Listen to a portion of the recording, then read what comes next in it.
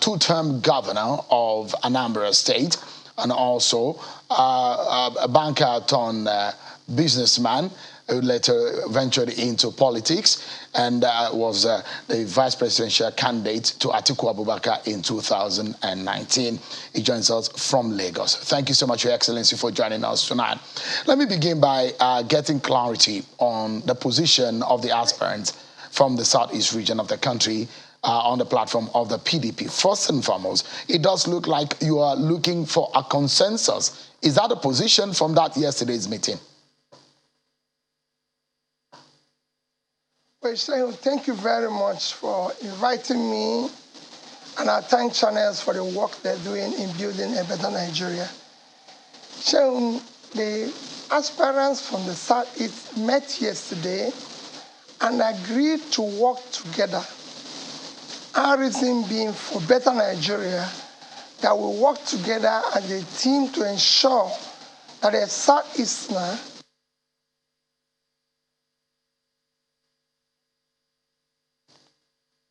on our commitment for a better Nigeria that will build based on fairness, equity. And you ask whether is that a consensus? Yes, I know that the issue of consensus is being presently canvassed within the PDP family, and we are not against that. We agree with that. If that consensus is going to be based on fairness, equity, respect, and love for each zone in a multinational nation like Nigeria, multi-ethnic, with zones, what you need for inclusiveness is to ensure fairness, equity, love of each other. That is even enshrined in our Constitution when they mention issue of national character. If you go there, the Constitution was very clear, is to ensure that every zone and every area is included in the power sharing. So for us, if the consensus is based on equity and fairness and respect, we will accept it. I was asking that question because if you and your colleagues, former Senate President, former SGF, Samuel Habunwa, yourself, if you agree, because it's a similar thing that your northern colleagues, the Bukola Saraki, Aminu Tambuwa, Governor Bala Muhammad, that is one of those things that they're trying to do to have a consensus candidate from the north. Is your position as of yesterday, if you can categorically tell us, is that the Southeast aspirants in the PDP want to present a unified voice, a unified aspirant? Is that the case? So we just started yesterday, but we agreed to work together. And that will lead to something, just like they have agreed to work together. They haven't agreed on one person. Maybe we just agreed that we're a family and we're going to work together for the interests of the Southeast. And we're doing that based on fairness, equity, and love of our love for the country and commitment to building a better Nigeria for our children. So in essence, it means that you're coming together to choose one of you from the Southeast. We haven't reached that stage, but we're working together. And we're working very well together, that I can tell you. So, like your colleagues in the north, the Bukola Saraki, Aminu Tambuwal, Bala Muhammad, and Mr. Yatuding also going around and conversing for support. Would yourself and your Southeast colleague accept the consensus option being canvassed by these northern aspirants? That's what I told you, that any consensus that we're going to be reached must be based on fairness, equity, respect, and love of each zone. You know, this is a multi-ethnic ethnic nation with zones. Each zone has to be included. Everybody has to, this is politics. It comes with consultation, dialogue, respect, and everything. It's not something that it's something you just order or direct other people or say you're going to do it by force and everything. In politics, it's about consultation and negotiation, which is why they're going around. We will do exactly the same thing to ensure. And we've always supported other zones. We've always been with them. And we think that it is time for them to reciprocate. So we're going to do it with mutual understanding and respect of each other. But we just started yesterday, so it don't start, it's politics. We don't start today and end it today. We just started yesterday. Because I know as a politician, as a former banker, and a strategist also, you like to put your cards on the table and see what your options are. And I'd like to ask you, should your colleagues in the Southeast not get the flag bearer mandate from your party in the end, because your party determines where this can be zoned, isn't it? Would your zone or yourself or some of your colleagues accept from the Southeast the running mates mandate?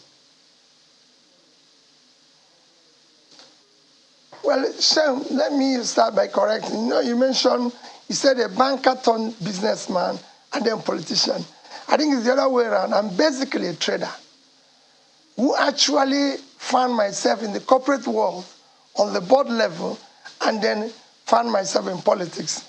But I remain famously a local Onitsha-based trader, which I do and can classify me as anybody who is in Balogu or area or Alaba. That's where I belong. That is why I've always spoken about what is happening with the economy. But for your question, issue of running mate, you don't discuss issue of runner-up or running mate when you're in competition. It's like nobody enters the competition accepting to be second or third until the competition is over. We are there to win. We are not there to start. We are not there because we want to negotiate this. I know you. You love football. Do you think any of the Premier League club enters into the competition to be a runner-up or to make the best five for this? They are there to win. We're there to win. So let me allow you, Your Excellency, to listen to this. The Ohanese, perhaps the highest ranking socio-cultural group in the Southeast, have come up to say, this is the time of the Southeast. A lot of people of the Southeast extraction have also come up to sort of criticize what has not been a public position of the party on the issue of zoning, based on what we are hearing that the party may have thrown it open. But I'll allow you to take a listen to what the Ohanese in their meeting in Owerri, I think yesterday or today. Take a listen to them and I'll ask you my next question. It is now obvious from every indication that Ndi Igbo have also cried enough about their marginalization. It should also be clear to the political class that the time has come again for them to wipe out this another historical tears that has befallen Ndi Igbo as a group.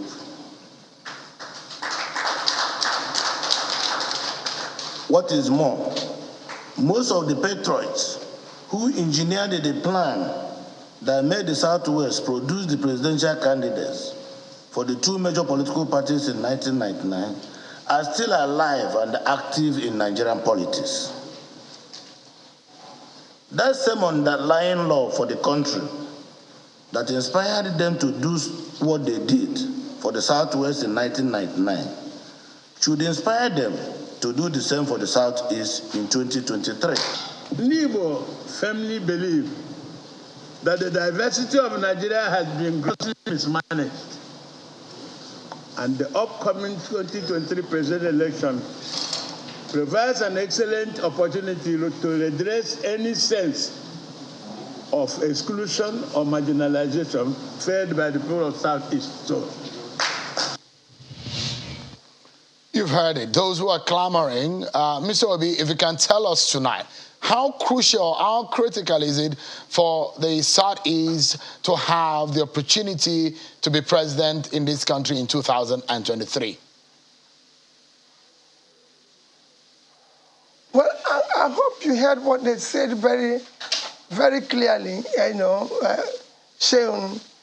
It is the same thing I have been saying, that this is based on fairness and equity. You have to have a fair, equitable society if you live in a nation that is as diverse as our own. And what Ohanaeze is doing is appealing to the conscience of other zones to see our cry, to see that we're doing so based on our love and commitment for a better Nigeria. This is the foundation of the unity, the peace, the growth of this nation, and that is what our cry is. There's nothing more they can say. But if we're not asking, we're not saying, oh, it is our turn by force.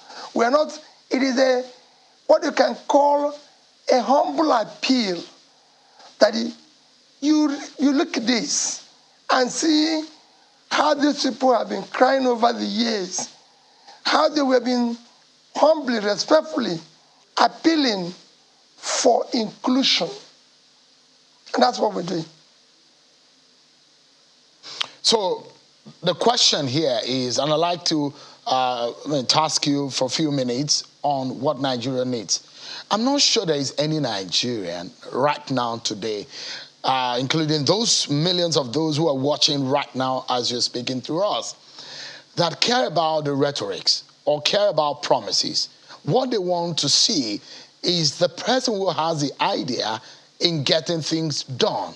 The problems of Nigerians may be numerous, but it's certain that the crux of the matter is just about a few of them. Now, the question is, Mr. Obi, I'd like to ask you tonight, what do you think is Nigeria's biggest problem? Should the millions of people who are watching you tonight think you have what it takes to lead them? How do you see Nigeria's problem, and what do you think perhaps is Nigeria's biggest problem today? So if I'm to say what Nigeria's biggest problem is, the one singular biggest problem which you're seeing that is affecting Nigeria, especially as we are presently, you can see that is leadership failure. What we're experiencing now is cumulative effect of leadership failure over the years. Leadership that have failed to look at the future, invest in the future, look at it and everything. So what Nigerians want to see is a leader who have the competence, the capacity to genuinely start tackling the enormous problems affecting our country, starting from issue of cohesion and unity. We are so divided today as a nation. There's need to bring us together to love and care for each other. Issue of insecurity, to ensure security of life and property. Issue of the economy, especially tackling the unemployment, which is totally at a level that is unacceptable. Dealing with issues of education. Dealing with the issue of power supply, corruption. Yeah, the list is endless. A very direct question. So we need to Mr. see a leader should you be a leader who will start Nigeria's tackling this genuinely. 2023. The load of a leader work immediately. Nigerians who want answers immediately. They want things to be resolved immediately in the first 100 days. You've mentioned that there is a leadership problem in this country. What do you think that the next leader of Nigeria should be doing in the very first few days to resolving or allaying the pains of Nigerians? Sharon, it's not that I don't believe in 100 days. I believe in tackling the right things from day one. All these 100 days and after it, you lose momentum. First is that the role of a leader is solving problems, bringing solution to problems, not to be creating more problems or blames. What you have here in Nigeria is that somebody seeks for a political position, and when he's elected, then he starts blaming the party.